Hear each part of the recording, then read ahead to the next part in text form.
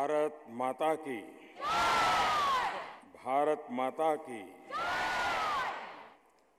मंच पर विराजमान गुजरात के राज्यपाल श्रीमान ओम प्रकाश कोहली जी,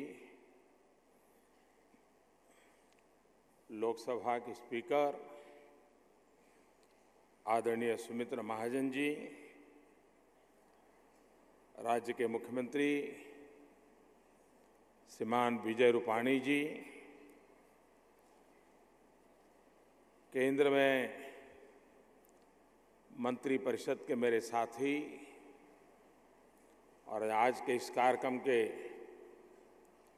प्रमुख यजमान श्रीमान नरेंद्र सिंह जी तोमर, उप मुख्यमंत्री श्रीमान नितिन भाई, पूर्व मुख्यमंत्री श्रीमती आनंदीबेन पटेल, मंच पर विराजमान केंद्र में मंत्रिपरिषद के मेरे अन्य साथी, राज्य के अन्य मंत्री, सभी उपस्थित महानुभाव और देश के कोने कोने से आए हुए और अपनी जिम्मेवारी को बखूबी निभा करके एक प्रेरणा रूप काम किया है, ऐसी सभी माताएं बहनें, मेरा सौभाग्य है कि आज 8 मार्च को अंतर्राष्ट्रीय महिला दिवस पर देश के कोने कोने से आई हुई माताओं बहनों का दर्शन करने का सौभाग्य मिला, उनके आशीर्वाद प्राप्त करने का सौभाग्य मिला।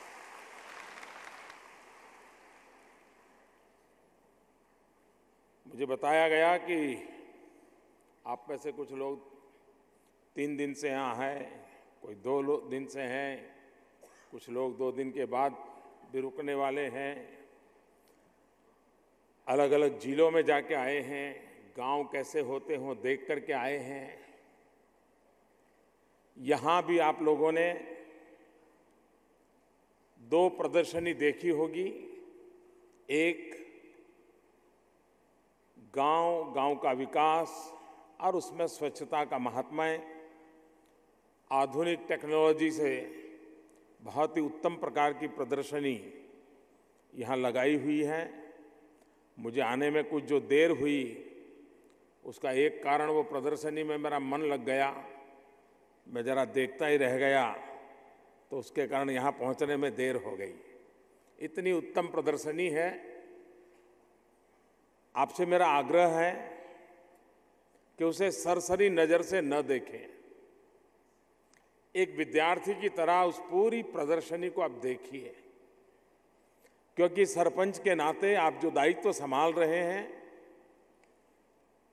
उस काम को करने में आपको एक नई दिशा मिलेगी, जानकारियां मिलेगी और आपका संकल्प और दृढ़ होगा, ये मेरा विश्वास है। दूसरा, ये स्वच्छ शक्ति का समारोह है। गांधी की जन्मभूमि गुजरात में है, गांधी के नाम से बने शहर में है और गांधी जिसे हम महात्मा कहते थे उस महात्मा मंदिर में है। इससे इसका कितना महात्म्य है आप समझ सकते हैं। यहीं पर एक डिजिटल प्रदर्शनी, वर्चुअल म्यूजियम पूज्य बापू के जीवन पर है।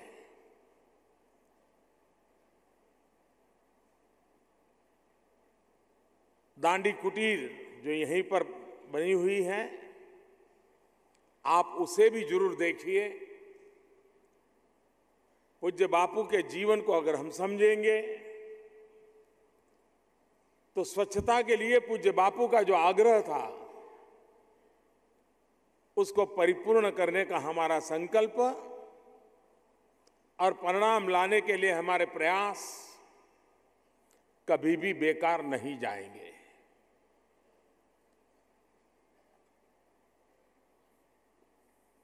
दो 2019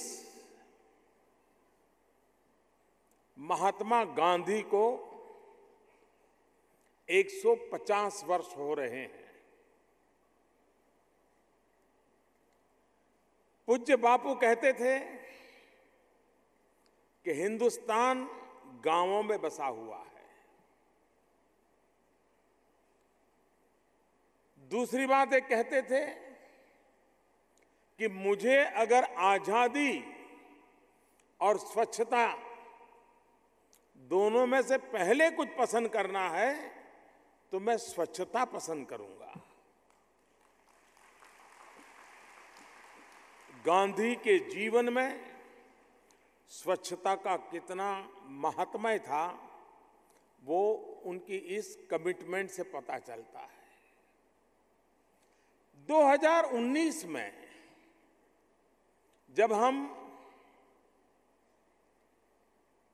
गांधी 150 मना रहे हैं, क्या तब तक हम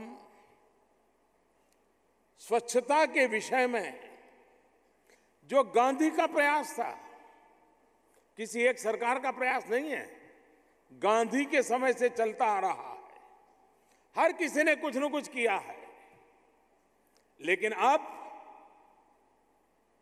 हमने तय करना है कि यहां तक में हमें काफी कुछ कर देना है। इसके बाद ये विषय अब हमारे स्वभाव का हिस्सा बन जाएगा, हमारी राष्ट्रीय पहचान बन जाएगा। हमारी रगों में स्वच्छता अनुभव होगी। ये स्थिति हम पैदा करना चाहते हैं और ये देश कर सकता है। ये वो सरपंच बहने हैं जिन्होंने अपने गांव में ये करके दिखाया है। खुले में शौच जाना, उसके खिलाफ उन्होंने संघर्ष किया है। गांव में इस व्यवस्था को विकसित करने के लिए प्रयास किया है।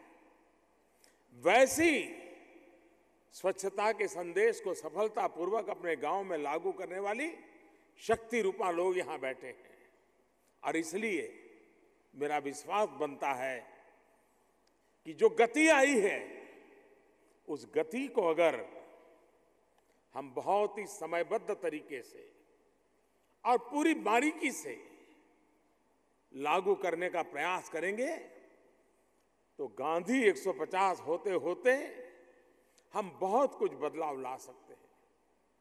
अभी आपने फिल्म देखी, उसमें बयान स्वच्छता के संबंध में पहले हमारा रैंक 42% तक था स्थिति, इतने कम समय में हम 62 पर पहुंच गए।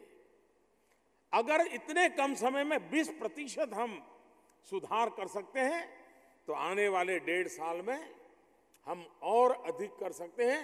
ये साफ साफ आप लोगों ने करके दिखाया है।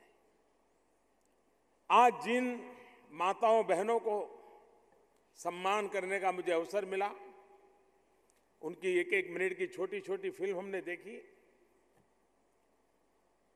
कुछ लोगों का जो भ्रम रहता है,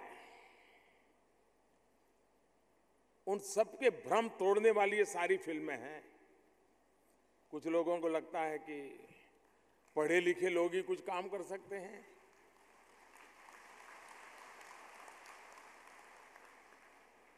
इन बहनों ने करके दिखाया। कुछ लोगों को लगता है शहर में होंगे, थोड़ी चपाचप अंग्रेजी बोल पाते होंगे, वही कर पाते हैं। ये अपनी भाषा के सिवाय कोई भाषा नहीं जानते तो भी ये कर पाते हैं। अगर किसी विषय के साथ व्यक्ति जुड़ जाता है, जीवन का मकसद उसको अगर मिल जाता है,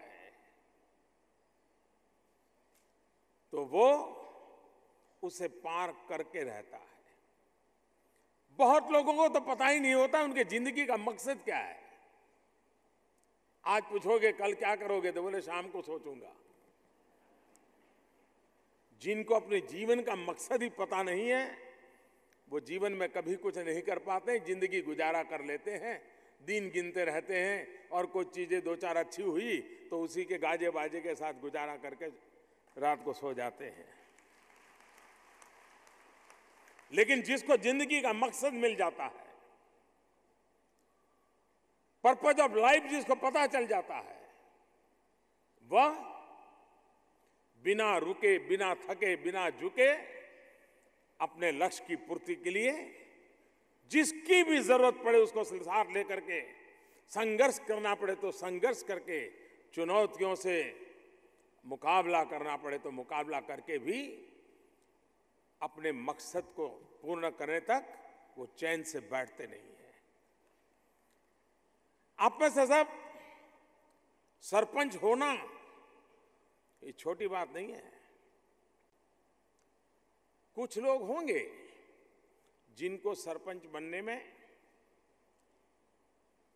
शायद तकलीफ न हुई हो, लेकिन ज्यादातर ऐसे होंगे जिनको इस लोकतांत्रिक परंपरा में यहां तक पहुंचने में काफी कुछ करना पड़ा होगा। आज से 15 साल पहले कभी सरपंचों की मीटिंग हुआ करती थी, 33% रिजर्वेशन होता था, लेकिन मैं भी मीटिंगों में अनुभव करता था। मैं पहले गुजरात के बाहर काम करता था, कई अलग अलग राज्यों में मैंने काम किया है। तो मैं पूछता था तो वो परिचय में बताते थे पुरुष कि मैं एसपी हूं। तो मुझे भी होता था ये सरकारी आदमी यहां कैसे आ गया।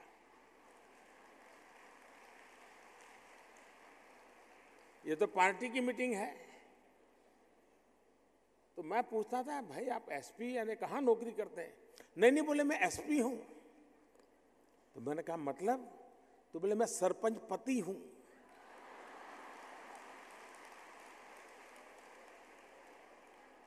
तो बोले मेरी बीवी सरपंच है लेकिन मीटिंग में मैं ही जाया करता हूं।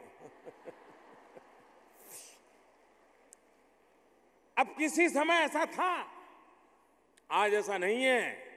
जिस महिला को सरपंच के नाते काम मिला है उसको लगता है कि 5 साल मुझे जो मौका मिला है मैं कुछ करके जाना चाहती हूं।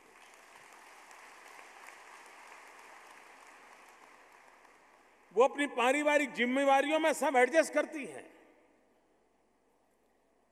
परिवार में भी अपनी प्रायोरिटी को लोग स्वीकार करें इसका वातावरण बनाती है। और अनुभव ये कहता है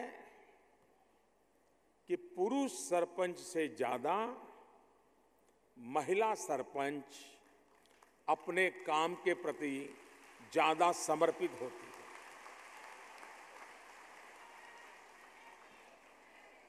उसका फोकस होता है। पुरुष सरपंच और 50 चीजें करने में लगा रहता है। वो बना सरपंच होता है और अगली बार जिला परिषद में जाने के लिए सोचता रहता है। जिला परिषद में है तो धारा सभा में जाने के लिए सोचता रहता है। लेकिन महिलाएं जिस समय जो काम मिला उसको पूरी लगन से पूरा करने का प्रयास करती है। और उसका परिणाम है, एक संस्था ने बड़ा मजेदार सर्वे किया है और उस सर्वे में उसने बड़ी महत्वपूर्ण चीजें पाई हैं। और उसने सारी जो प्रोफेशनल महिलाएं हैं उनका सर्वे किया था। और उस सर्वे में पाया गया कि नई चीज सीखने की वृत्ति महिलाओं में ज्यादा होती है।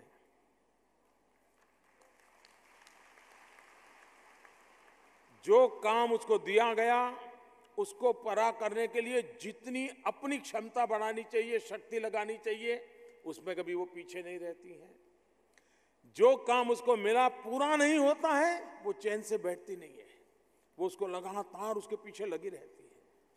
अपना काम करने के लिए जो तय किया हुआ उसका जिम्मा है उसको पूरा करने के लिए कौन कौन से रिसोर्स मोबिलाइज करने चाहिए, किस किस की शक्ति जोड़नी चाहिए, बड़ी आसानी से वो करती हैं। उसको कोई ईगो नहीं होता है।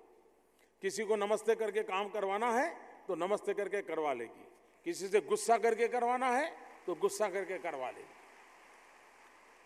बड़ा इंटरेस्टिंग सर्वे है ये।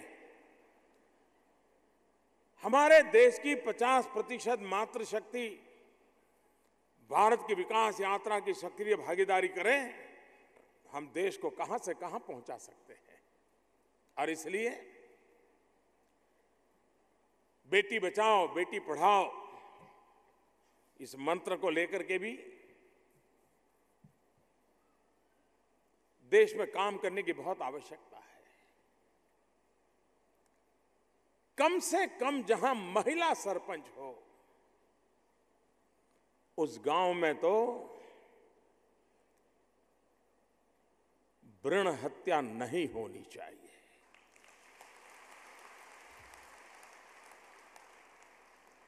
मां के गर्भ में बच्ची को मार देने का पाप उस गांव में कतई नहीं होना चाहिए। और वो जागरूकता का काम एक सरपंच बहन अगर तय करे तो कर सकती है। पारिवारिक दबाव में किसी अगर बहू के ऊपर जुल्म हो रहा है तो सरपंच उसकी रक्षक बनकर खड़ी हो सकती है, और एक बार वो कहने लगेगी तो कोई कुछ नहीं कर सकता।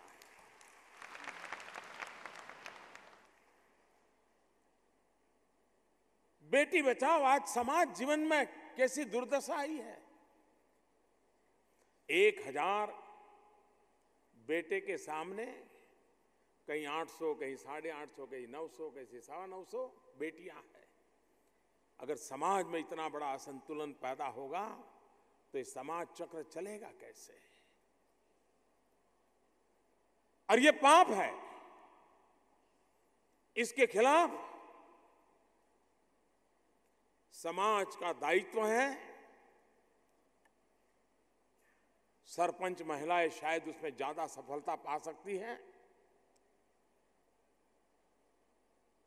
समाज में जो एक मानसिकता है,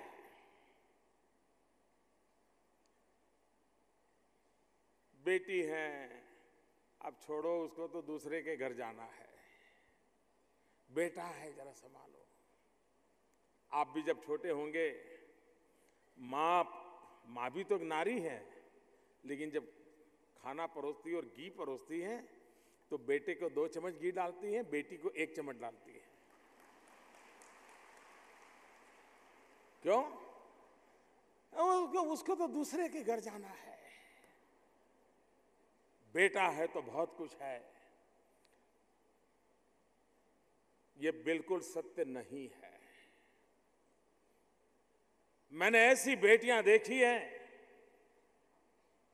मां बाप की इकलौती बेटी, बूढ़े मां बाप को जीवन में कष्ट न हो इसलिए उस बेटी ने शादी न की हो, मेहनत करती हो और मां बाप का कल्याण करती हो। और मैंने ऐसे बेटे देखे हैं कि 4-4 बेटे हो और मां बाप वृद्धाश्रम में जिंदगी गुजारते हो, ऐसे बेटे भी देखे। और इसलिए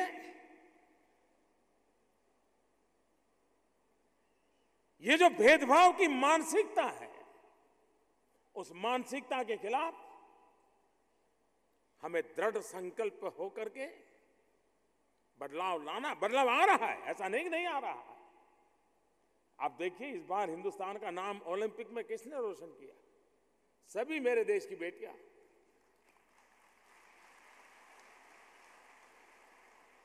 देश का माथा ऊंचा कर दिया। आज 10वीं 12वीं परीक्षा के रिजल्ट देख लीजिए। पहले 10 में बेटियां ही बेटियां होती हैं, बेटे को ढूंढना पड़ता है कहीं नंबर लगाए क्या।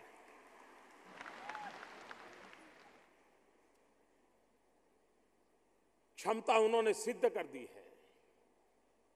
जहां भी जो भी अवसर मिला है उस काम को दैदीप्यमान करने का काम हमारी माताओं बहनों ने किया है। और इसलिए बेटी बचाओ बेटी पढ़ाओ ये हमारा सामाजिक दायित्व है।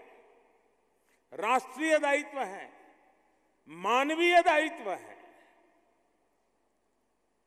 अमानवीय बात समाज में स्वीकृत नहीं हो सकती है।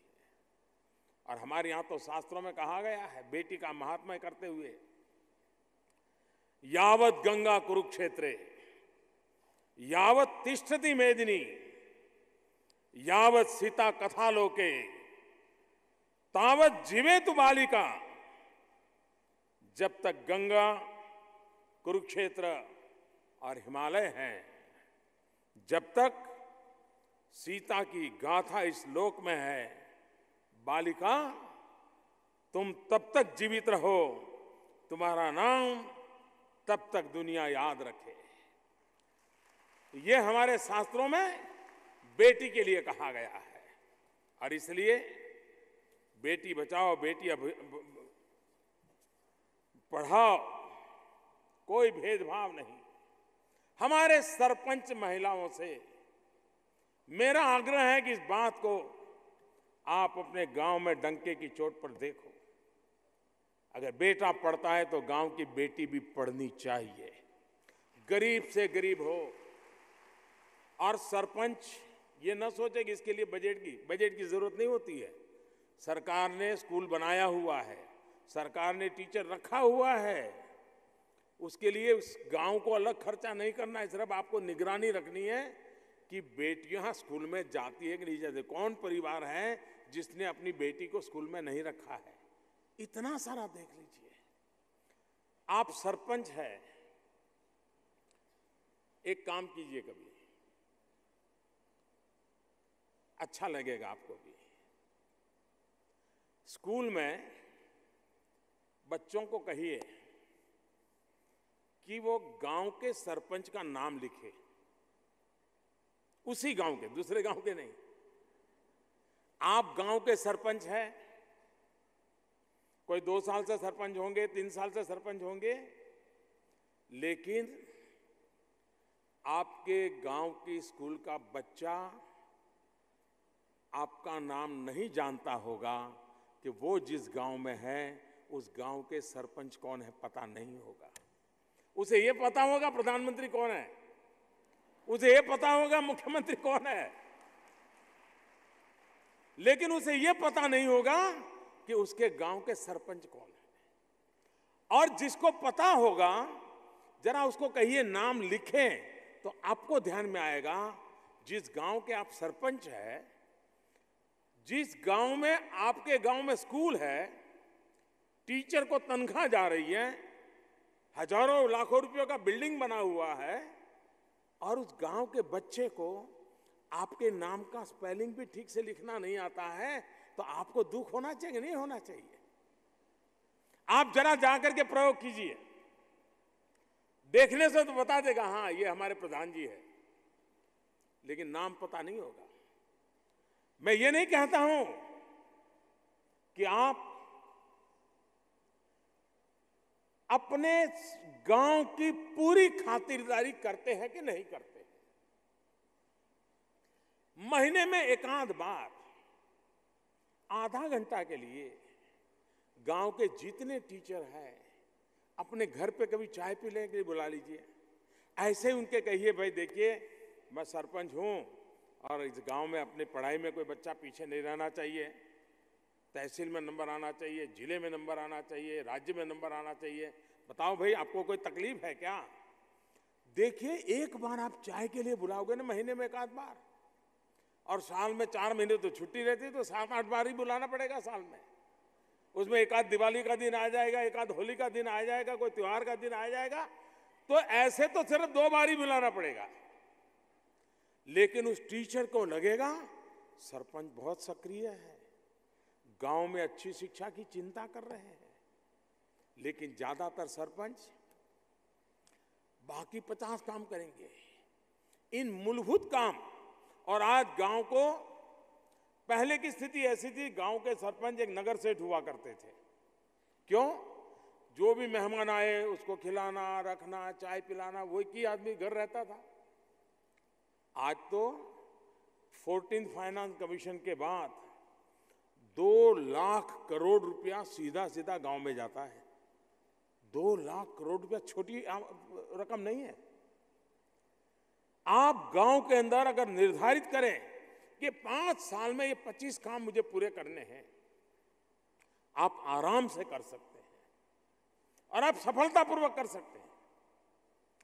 गांव के कभी आंगनवाड़ी में काम करने वाली बहनों को बुलाइए, कभी आप आंगनवाड़ी में चले जाइए, स्वच्छता है कि नहीं, किचन ठीक है कि नहीं, खाना ठीक खिला रहे हैं कि नहीं खिला रहे हैं, बच्चों को जो खेलना चाहिए खिलाते हैं कि नहीं खिलाते हैं। अगर आपको थोड़ा सा ध्यान देंगे, आपको लीडरशिप देनी चाहिए। हमने देखा है कि सरकार खर्च करती है टीकाकरण के लिए, और मैं वो काम बता रहा हूं आपको जिसके लिए अलग बजट की जरूरत नहीं है। आपको आपके गांव को 1 रुपया खर्च करने की जरूरत नहीं है।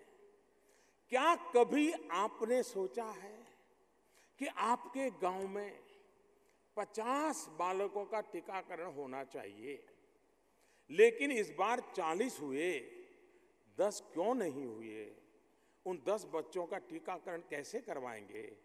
अगर आपके यहां गांव के सभी बच्चों का टीकाकरण आप करवा लेते हैं, सरपंच के नाते पक्का कर लेते हैं, जितने भी टीका करवाने होते हैं पूरा कोर्स करवा देते हो, क्या वो बच्चा कभी गंभीर बीमारी का शिकार होगा क्या? आपके गांव के हर बच्चे, आपके कार्यकाल में जितने बच्चे छोटे होंगे, वे अगर सलामत रहे, कोई बीमारी आने की संभावना नहीं रही, तो जब वो 20 साल होंगे, 25 साल के होंगे, तो आपको गर्व होगा कि हाँ, हमारे गांव में मैंने 100% टीकाकरण करवाया था, तो मेरे कालखंड के जितने बच्चे हैं गांव के सारे तंदुरुस्त बच्चे हैं। आप बताइए बूढ़ापे में आपको जीवन को कितना आनंद मिलेगा। लेकिन टीकाकरण आए हैं, अच्छा आप लोगों ने भाई खाया पिया, चाय पिया, ठीक है कर लीजिए। नहीं, मैं सरपंच हूं, मेरे गांव में कोई टीकाकरण के बिना रहना नहीं चाहिए। मैं सरपंच हूं, मेरे गांव में कोई बच्ची स्कूल जाए बिना रहनी नहीं चाहिए। मैं सरपंच हूं, मेरे गांव के अंदर कोई बच्चा स्कूल छोड़ करके घर भाग नहीं जाना चाहिए। मैं सरपंच हूं, मेरे गांव का टीचर आता है कि नहीं आता है, मैं पूरी ध्यान रखूं। ये काम अगर लीडरशिप हमारे सरपंचों के द्वारा दी जाती है, कोई भी खर्च किए बिना, नया कोई पैसा लगाना नहीं है, सरकार की योजनाएं लागू करने से ही बहुत बड़ा लाभ होगा। कभी कभी हमने सोचा होगा कि गांव के अंदर बीमारी का कारण, अब सब हम देखते हैं शौचालय की ओर हमारा ध्यान केंद्रित हो रहा है इन दिनों, लेकिन ये कभी सोचा है कि स्वच्छता से कितना आर्थिक लाभ होता है? वर्ल्ड बैंक की रिपोर्ट कहती है कि गंदगी के कारण जो गरीब परिवारों में बीमारी आती है, औसत 7,000 रुपया एक गरीब परिवार को दवाई में साल का खर्चा हो जाता है। अगर हम स्वच्छता रखें, गांव में बीमारी को घुसने न दें, तो इन गरीब का साल का 7,000 रुपया बचेगा कि नहीं बचेगा? उन पैसों से वो बच्चों को दूध पिलाएगा कि नहीं पिलाएगा? वो तंदुरुस्त बच्चे आपकी गांव की शोभा बढ़ाएंगे कि नहीं बढ़ाएंगे? और इसलिए गांव के सरपंच के नाते, गांव के प्रधान के नाते, मेरे कार्यकाल में मेरे गांव में ये चीजें होनी चाहिए, इसमें मैं कोई समझौता नहीं होने दूंगी। इस विश्वास के साथ हम लोगों ने काम करना चाहिए। हमारे देश में गांव का महात्मा हर किसी ने व्यक्त किया है, लेकिन रविंद्रनाथ जी टैगोर ने 1924 में शहर और गांव, उसके ऊपर कुछ पंक्तियां लिखी थी, बांग्ला भाषा में लिखी थी, लेकिन उसका हिंदी अनुवाद मैं थोड़ा बताता हूं। आपको लगेगा हाँ हमारे साथ बराबर फिट, और 1924 में लिखा था यानी करीब करीब आज से 90 साल के पहले उन्होंने लिखा था। और यहाँ महिला वर्ष है तो बहुत सटीक बैठता है। रविंद्रनाथ टैगोर ने लिखा था, गांव महिलाओं के समान होता है। यानी जैसा गांव वो होता है जैसे महिला होती है। उन्होंने कहा उनके अस्तित्व में समस्त मानव जाति का कल्याण निहित है। नारी के स्वभाव का प्रतिबिंब है। शहरों के मुकाबले गांव प्रकृति के अधिक समीप है और जीवन धारा से अधिक जुड़े हुए हैं। उनमें प्राकृतिक रूप से हीलिंग पावर यानी समस्त गांवों को भरने की शक्ति है। महिलाओं की तरह ग्राम भी मनुष्यों को भोजन, खुशी जैसी बुनियादी आवश्यकताओं की पूर्ति करते हैं। जीवन की एक सरल कविता के समान। साथ ही महिलाएं गांवों में स्वतः जन्म लेने वाली सुंदर परंपराओं की तरह उल्लास से भर देती हैं।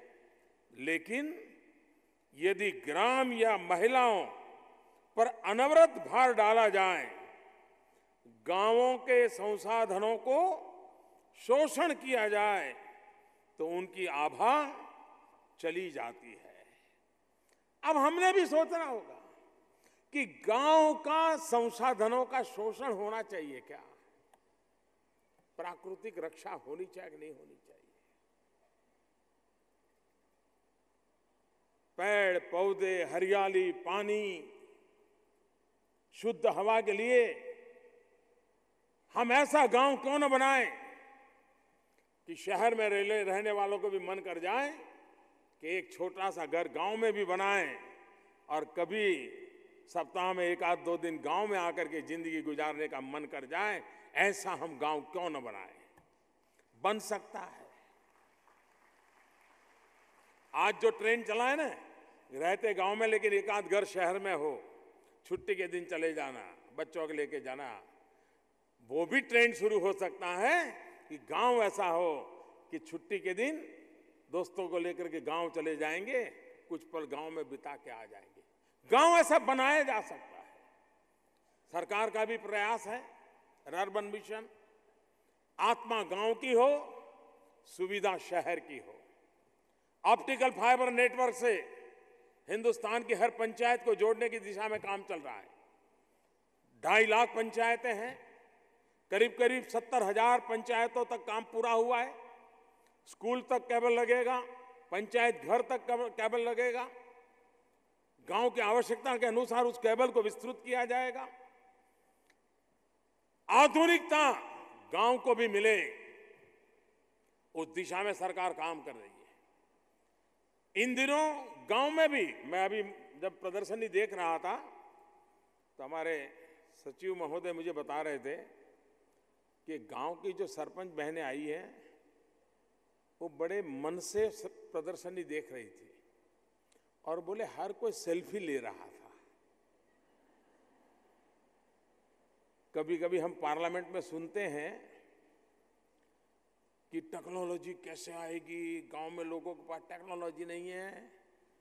अब वो भाषण करने के लिए कहते हैं कि क्या कारण है मुझे मालूम नहीं, लेकिन मेरा अनुभव अलग है। टेक्नोलॉजी ने इतना बड़ा रिवॉल्यूशन किया है। मैं जब गुजरात में मुख्यमंत्री था तो यहाँ कपराड़ा करके एक स्थान है, वहाँ गया था। अब बड़ा पिछड़ा हुआ तहसील है, एकदम से रिमोट एरिया में है। और एक छोटा सा कार्यक्रम था, मिल्क का चिलिंग सेंटर का उद्घाटन था। आदिवासी गांव था और उन्होंने, अब मैदान भी नहीं था क्योंकि जंगल है, तो सभा करने के लिए वहां से 3 किलोमीटर दूर स्कूल के मैदान में सभा रखी थी और चिलिंग सेंटर एक जगह पे था। तो मैं चिलिंग सेंटर के उद्घाटन लिए गया तो दूध भरने वाली 25-30 महिलाएं भी वहां थी। वो बहनें वहां खड़ी थी हम लोग उसकी रिबन काटना, दिया जलाना सब कर रहे थे और मैं देख रहा था ये सारी महिलाएं, और ये बात मैं करीब 10 साल पहले की कर रहा हूं, सारी महिलाएं, आदिवासी महिलाएं अपने मोबाइल फोन से फोटो निकाल रही थी। मैं हैरान था। मैं उनके पास गया, मैंने कहा कि आपकी फोटो तो आ नहीं रही, मेरी फोटो निकाल के क्या करोगे, और आपको फोटो निकालने आती है? आदिवासी बहनें थी, अनपढ़ थी। उन्होंने मुझे क्या जवाब दिया, वो जवाब मेरे लिए और प्रभावी था मेरे मन पर। उन्होंने कहा ये तो हम जाकर के डाउनलोड करवा देंगे। मैं हैरान था जी, ये पढ़ी लिखी बहनें नहीं थी और वो कह रही है कि हम जाकर के डाउनलोड करवा देंगे। किस प्रकार से टेक्नोलॉजी ने जन सामान्य के जीवन में प्रवेश कर दिया है। हमने अपने व्यवस्था में, अब आप यहां गांवों में कॉमन सर्विस सेंटर भारत सरकार ने खोले हैं। आपने कभी देखा है क्या कि कॉमन सर्विस सेंटर से टेक्नोलॉजी के माध्यम से एक जो नौजवान को वहां रोजगार मिला है, उसके पास कंप्यूटर है, क्या क्या सेवाएं दे रहा है, उन सेवाएं आपके गांव के लिए कैसे उपलब्ध हो सकती हैं, आप इस व्यवस्था का लाभ ले सकते हैं क्या? मेरा कहने का तात्पर्य यह है कि हम लोग आवश्यकता के अनुसार पूरा प्रयत्न करके टेक्नोलॉजी का उपयोग भी अपने गांव में लाने की दिशा में प्रयास करें। आप देखिए, आपके गांव में एक बहुत बड़ा बदलाव इस टेक्नोलॉजी के माध्यम से आ सकता है। हो सकता है हमें सब कुछ नहीं आता है, लेकिन जिनको आता है उनको हम साथ में रख सकते हैं। पुरुषों को ईगो होता है, वो नहीं रखेंगे। आप तो अपने घर में 12th का बच्चा होगा ना, उसको भी पूछोगे तो बताए देगा कि ऐसे ऐसे करना चाहिए। लेकिन एक बार आप देखिए कि आपकी ताकत अनेक गुना बढ़ जाएगी, आप सफल होंगे। हम गांव में रहते हैं, कभी हमने सोचा है कि हमारे गांव में सरकारी तिजोरी से पगार लेने वाले कितने लोग रहते हैं? किसी ने नहीं सोचा होगा। जो भी सरकारी पगार लेते हैं तिजोरी से, वे एक प्रकार से सरकार ही है। क्या महीने में एक बार आपके गांव में ऐसी एक छोटी सी सरकार की मीटिंग कर सकते हो?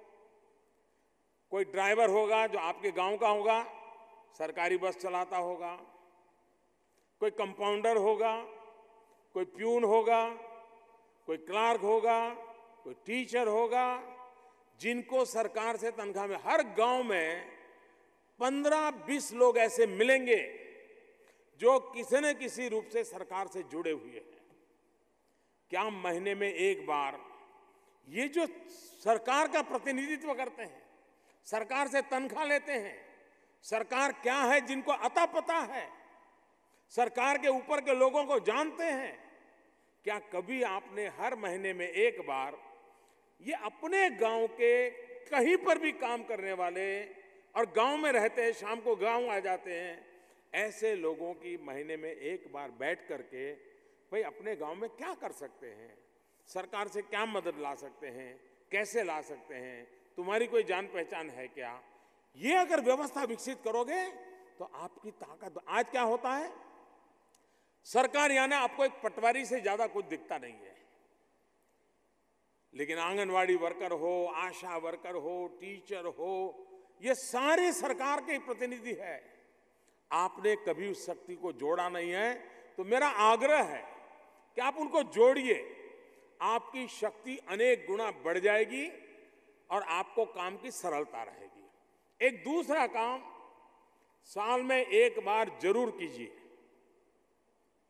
आपके गांव से बहुत लोग गांव छोड़ करके शहर में चले गए होंगे, कभी शादी ब्याह के लिए आते होंगे, रिश्तेदारी में कभी आते होंगे। गांव का जन्मदिन मनाना चाहिए।